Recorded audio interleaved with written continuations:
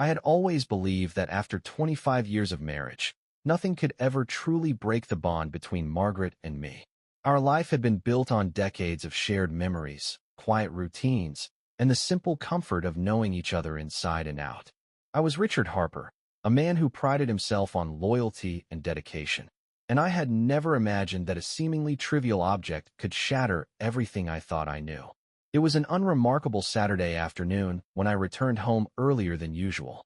The day had been cool, and as I drove up the long gravel driveway of our suburban home, a feeling of contentment usually warmed my heart.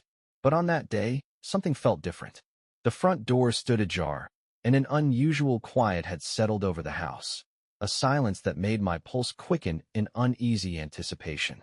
Stepping cautiously into the foyer, I was greeted not by the familiar aroma of fresh-baked bread or Margaret's gentle humming in the kitchen, but by a subtle, almost sweet scent that I couldn't place. Following the trail of that delicate fragrance, I made my way toward the living room. There, on the center coffee table, lay a small, elegantly wrapped box. It was adorned with a neat ribbon, and a handwritten note was tucked underneath it. The note simply read, "For you, my love," in a handwriting I didn't recognize. At first, I told myself that perhaps Margaret had picked up the gift on a recent errand or during a rare indulgence of self-care. After all, she had a fondness for fine things, and I knew she appreciated quality confections. But a nagging doubt began to settle in as I recalled how the scent of the chocolates was oddly foreign to our home. My mind raced back over the past few months, late evenings at social events, whispered phone calls when I was in another room, the slight distance in her eyes when we were together. I had brushed them off as the natural ebb and flow of a long marriage, never daring to suspect that something more was at play. My heart hammered in my chest as I picked up the box, its smooth surface cold against my fingertips. I wondered, who had sent this? And why would Margaret, of all people, accept a gift that felt so charged with meaning? I carried the box into the kitchen, where the light from the window revealed every detail of its luxurious wrapping. I set it on the table and sat down, unable to tear my eyes away from it as my mind churned with questions. After what felt like an eternity of agonizing silence, Margaret appeared in the doorway. Her expression was guarded, and her eyes flitted away from the box almost immediately. "Richard," she began softly, her tone laced with an emotion I couldn't quite decipher. "I'm glad you're home." The simple greeting did little to soothe the storm of emotions raging within me. I didn't waste time. "Margaret, what is this?" I asked, lifting the box gently as if it were a fragile relic from another life. Her face paled, and she hesitated before speaking. In that moment, every quiet hour, every shared laugh, and every whispered promise from the past 25 years suddenly felt like distant echoes, memories now tainted by the taste of betrayal. "It's nothing," she murmured, avoiding my gaze. I thought you might like it." But her words were hollow, and the tone of her voice revealed that this was no ordinary gift of affection. I felt the sting of realization, a betrayal so absurd in its nature that it defied logic. A box of candies, a token that should have symbolized a small act of love, had instead become the harbinger of a secret I had never imagined. My mind flooded with memories of our early days, when every touch was electric, and every look was filled with unspoken promises. How could a life so deeply intertwined come to be undermined by something so trivial? Yet here I was, staring at the box with a sinking feeling that the foundation of our marriage was not as secure as I had believed. I pressed her for answers. "Who sent it, Margaret? Who is this note for?" My voice trembled with a mix of anger, hurt, and disbelief. For several long minutes, she remained silent, her eyes glistening with unshed tears that betrayed her calm facade. Finally, with a quiver in her voice, she admitted, "I'm sorry, Richard. I made a mistake." Those words, simple and understated, carried the weight of decades of hidden truths. She went on, hesitating between confessions and half-truths. "I met someone who made me feel seen when I felt invisible. I never meant to hurt you, but I couldn't keep hiding." As she spoke, I felt as if time had slowed to a crawl, each second stretching into an eternity of pain and disbelief. In that instant, the box of candies transformed from a seemingly innocent gift into a symbol of betrayal. Every smile we had shared, Every moment of intimacy that had once bound us together now felt like part of a distant past, one overshadowed by an inexplicable desire that had led her to seek solace in the arms of another. How could a single box of chocolates unravel a life built over 25 years? I struggled to maintain composure as I listened to her trembling confession. My mind was a whirlwind of questions. Had I become so complacent that I had failed to notice the subtle signs of her discontent? Was our life together not enough to keep her fulfilled? The absurdity of it all gnawed at my heart. After so many years of shared history, Margaret had chosen this moment, this trivial object, as the catalyst for her departure. The rest of that day passed in a haze of shock and sorrow. I retreated to my study, the box of candies a constant, painful reminder of the secret that had been hidden in plain sight. I reread every conversation we had shared over the years, searching desperately for clues I had overlooked. Each memory was now tinged with a bittersweet agony that made me question everything I once held dear. As dusk settled and the house grew dark around me, I realized that my world had irrevocably changed. The discovery of the box of candies was not merely about a material gift. It was a symbol of the betrayal that had seeped into the very fabric of our marriage. In that moment, I knew that nothing would ever be the same again. The next morning, the silence in our home was suffocating. I awoke to the dim light of dawn filtering through the curtains and the heavy, unspoken tension that now permeated every room. I knew that I could not let the night pass without confronting Margaret and demanding the truth. I prepared myself mentally for what I knew would be one of the most difficult conversations of my life. I found her in the kitchen, her back turned as she methodically brewed her morning coffee. The familiar clink of the porcelain cup and the soft hiss of the coffee machine were stark contrasts to the storm of emotions churning inside me. Taking a deep, steadying breath, I approached her, the box of candies clutched tightly in my hand. "Margaret," I began, my voice unsteady but resolute, "we need to talk now." The urgency in my tone forced her to turn, and I could see the worry flicker across her eyes. For a long moment, neither of us spoke. The silence was laden with the weight of what was to come. I set the box on the table and looked directly into her eyes. "Explain this. Explain everything." My voice was a mix of raw hurt and the desperate need for clarity.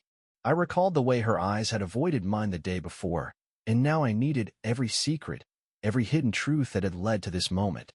Margaret's face crumpled with emotion. Tears welled in her eyes as she took a trembling breath before speaking. "I never wanted it to come to this, Richard. For so many years, I tried to ignore the emptiness I felt. I felt invisible, unnoticed, like the woman I once was had been swallowed by the routine of our lives." Her voice quivered with regret and sorrow as she continued. "I met someone at a charity event, a man who, for a moment, made me feel alive again. He complimented me, told me I was still beautiful, that I mattered.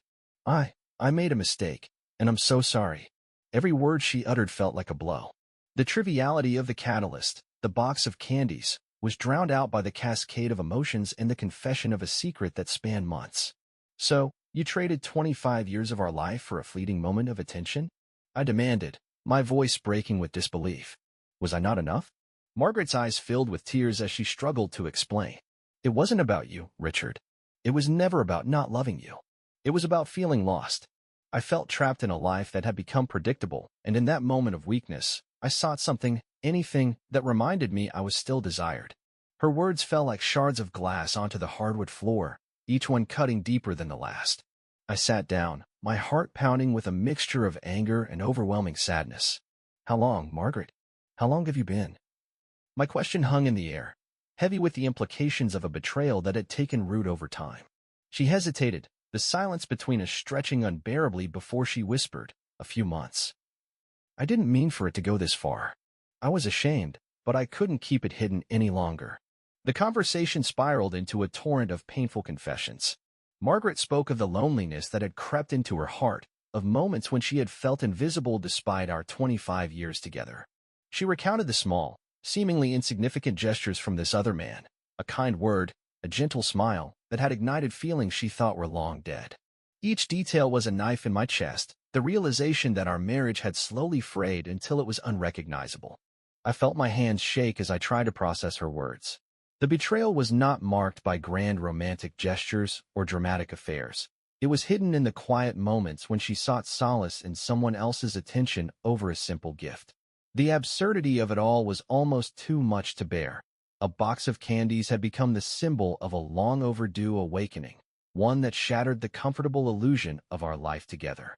As the conversation wore on, I found myself oscillating between rage and sorrow. I demanded answers. Why didn't she come to me? Why did she allow herself to slip away from the life we'd built? Margaret's answers were tearful, filled with regret and the painful acknowledgement that she had been living a lie. "I'm sorry," she repeated over and over, as if the word could somehow mend the gaping wound in my heart. By the time the conversation drew to a close, the air in the room was heavy with grief and a sense of irrevocable loss. We sat in silence, the only sound the distant hum of the refrigerator and the echo of our shared history, now shattered by a betrayal that seemed both ludicrous and devastating. I knew then that nothing would ever be the same. The honest, open life we had once shared was crumbling before my eyes, replaced by an unbearable truth that a fleeting moment of attention had undermined 25 years of loyalty. As I left the kitchen that morning, I felt both emptiness and a growing resolve. I was determined to understand every facet of this betrayal, no matter how painful, so that I might one day reclaim my dignity, and perhaps, in time, rebuild a life from the ruins of our shattered love. In the days that followed the confrontation, our home became a battleground of silence and raw emotion. I found myself caught in a limbo between disbelief and a rising need to reclaim some semblance of control. Every familiar room in our house was transformed into a painful reminder of the trust that had been broken. I wandered through the halls as if searching for a part of my past that no longer existed, a past that had been overshadowed by Margaret's confession and the reality of her betrayal. I began to notice the subtle changes in our daily routine. Margaret, who had once been the heartbeat of our home, now moved through the rooms with a haunted detachment. The laughter that had once filled our evenings was replaced by long, heavy silences. I found it increasingly difficult to sit down for a meal or engage in conversation without being reminded of the moment I discovered that one box of candies. Friends and family tried to offer words of comfort, but each attempt only underscored the enormity of my loss. I spent countless hours alone in my study, poring over old photographs and mementos of our 25 years together. Every image that once evoked warmth now only deepened the sense of betrayal. I questioned my own role in the disintegration of our marriage. Had I been too absorbed in the routine of our life to notice the gradual erosion of her affection? The thought was both maddening and heartbreaking. As I grappled with these questions, the practical implications of our crumbling marriage began to surface. Financial matters that had once been handled with ease now became contentious topics of hushed arguments.